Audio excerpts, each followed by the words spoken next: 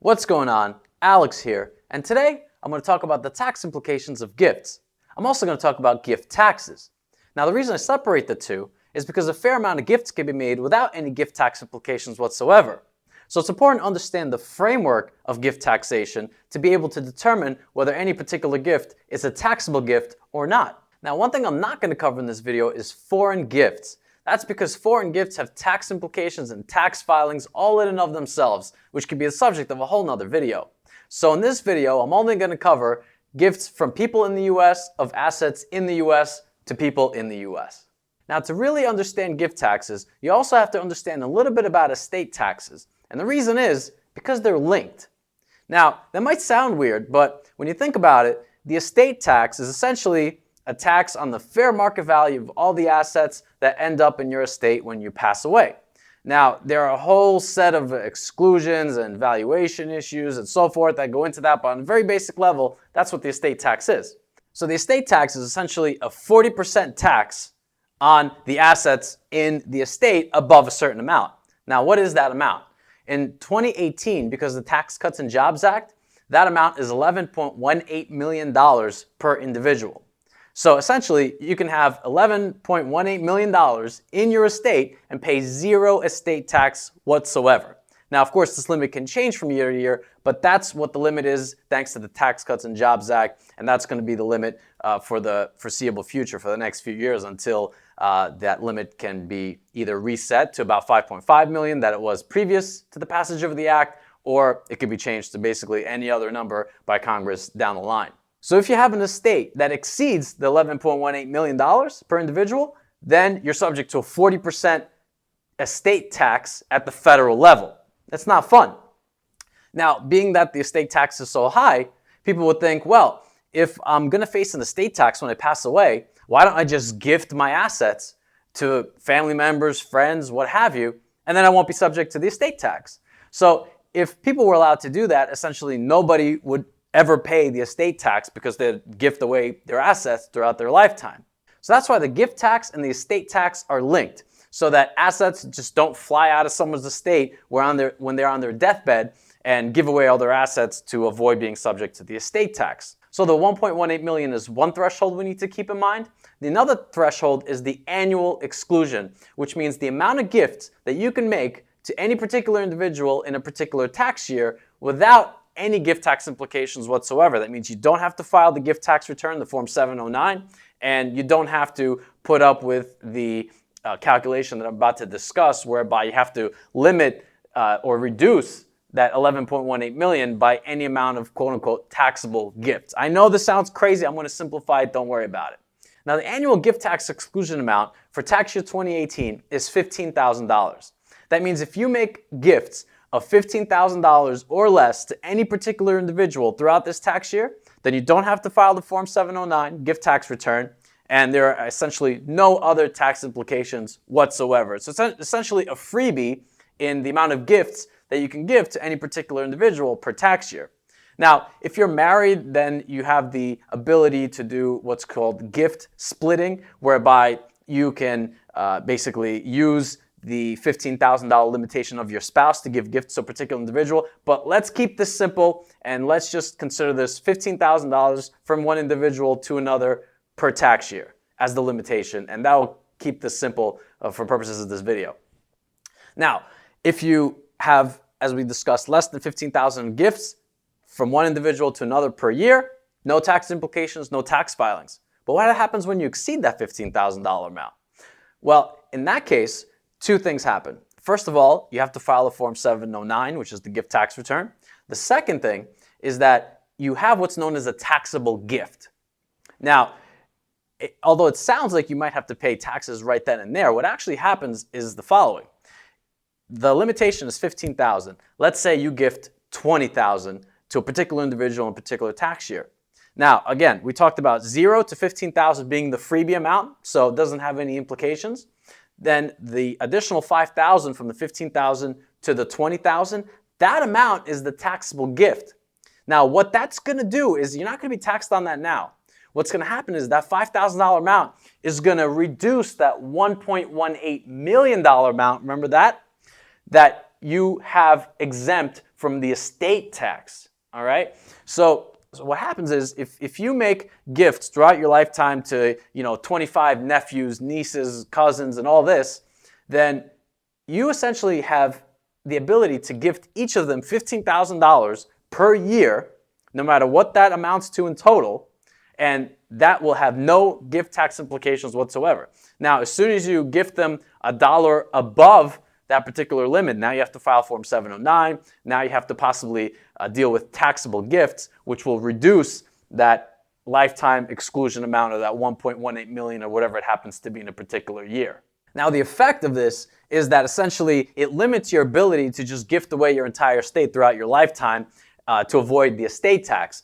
But what it does allow is that freebie amount to be given out from one individual to another essentially per year without being subject to those implications. So many times when there's a client who wants to get assets out of their estate, one of the most basic ways to do that is to start gifting up to $15,000 or whatever the annual exclusion amount is to individuals per tax year. And again, they're not going to have to file Form 709. They're not going to have to reduce their lifetime exclusion. So it's one way to get assets out of the estate, which is perfectly playing by the rules of the tax code. Now, of course, there are other ways to get assets out of your estate, but that's typically relegated to fairly wealthy people because there's a certain amount of legal finesse that needs to be done in order to put trusts in place and to do asset preservation and asset management and so forth in a way that will allow you to have assets within your control but out of your estate. It gets very technical. Let's not get crazy about this. Now, to make this all a little clearer, let's take a look at an example. Now, over here, I have a spreadsheet set up which has an assumed annual exclusion amount of $15,000. Now, this is typically adjusted annually for inflation, but to keep it simple, let's just assume that that's going to be the exclusion amount for these several tax years moving forward. All right, so let's just enter that. All right. Okay, so now we have the gift amounts that we made each year. Now we have the assumed annual exclusion. What's left? Let's calculate the taxable gift amount. So, taxable gift. All right, so basically just the difference there. Now, it's important thing to notice about 2021 here is that the amount of the gift is less than the annual exclusion. So as we discussed, there's no gift tax implication there. There's no Form 709 that needs to be filed, and there's no taxable gift. So we're not reducing the lifetime exclusion, the 11.18 million, and there's no real effect here whatsoever. So with the total taxable gifts calculated, what we can do now is take a look at the effect of those taxable gifts on the lifetime exclusion amount, which is in this case the 11.18 million. So now let's enter each one of these tax years here. Let's enter the taxable gifts. All right, and let's make those negative because they're going to reduce the lifetime estate tax exclusion amount as we discussed. Let's take the sum of that. All right, now what we can see here is that the annual gifts that were made in excess of that $15,000 threshold are the taxable gifts, which are then reducing the amount of the lifetime estate tax exclusion amount. So in this case, let's say the estate comes out to be valued at 15 million. Then you would have approximately 3.9 million subject to that 40% estate tax. So this is very general and very much simplified.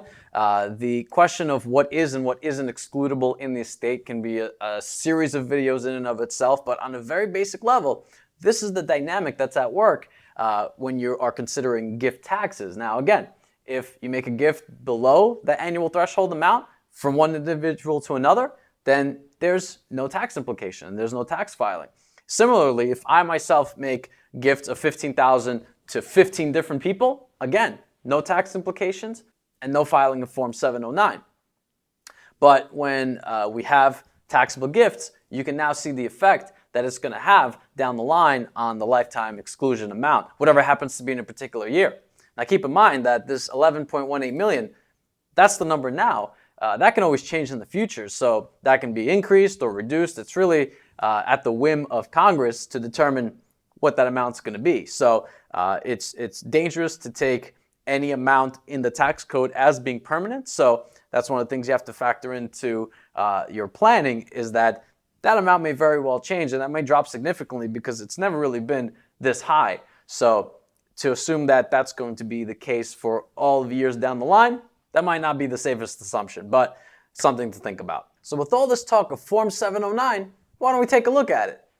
So here it is right here. Kind of basic. You have your donor information, which is the person giving the gift. The donee is the person receiving the gift. So you fill in the donor information here. And there's a whole another set of check boxes here relating to gift splitting and spouses and so forth, but we're keeping it simple, so we're going to skip all of that for now. The main section that you're going to deal with when you have a taxable gift in a particular year is right here, Schedule A, Computation of Taxable Gifts. Now, this section asks about the donee, which is the person receiving the gift.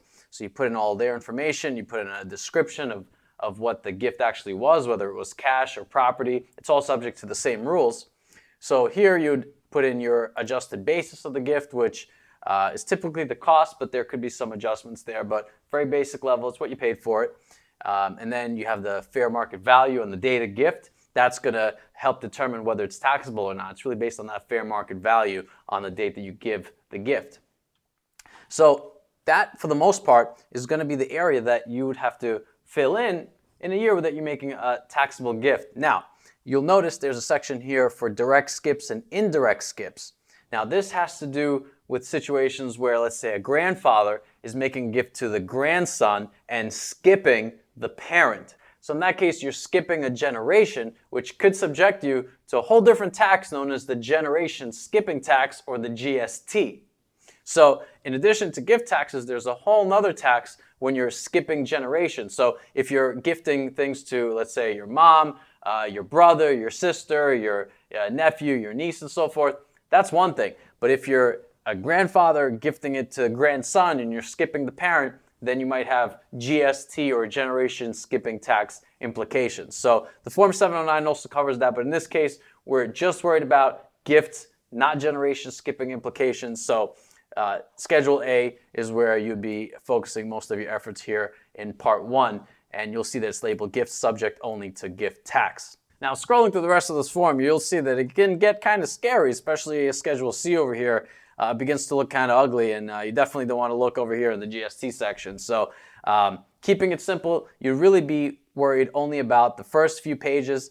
In most situations, it can get more complex to where you have to involve more of the form, but really the areas I showed you were the areas that you'd have to focus on if you're making a taxable gift in any particular year. Now, note that there are some exceptions to the requirement to file Form 709 in a particular tax year, and these typically have to do with medical payments made directly to a medical institution and educational payments made directly to an educational institution.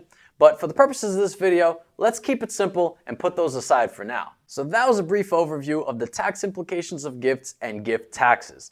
Now, I think you can see why at the very beginning of the video I separated the two, is because a fair amount of gifts don't have any tax implications whatsoever and don't require the filing of any tax returns. So with that being said, if you want to give me a taxable gift, I'll be more than happy to accept that, and I'll even help you fill out Form 709, because you now know that any taxable gifts require that form in any particular tax year. So as always, hopefully this was helpful. If you have any questions, drop them in the comments below. Thanks for watching. We'll see in the sky with diamonds. Ooh, a lot of sirens today. So many sirens.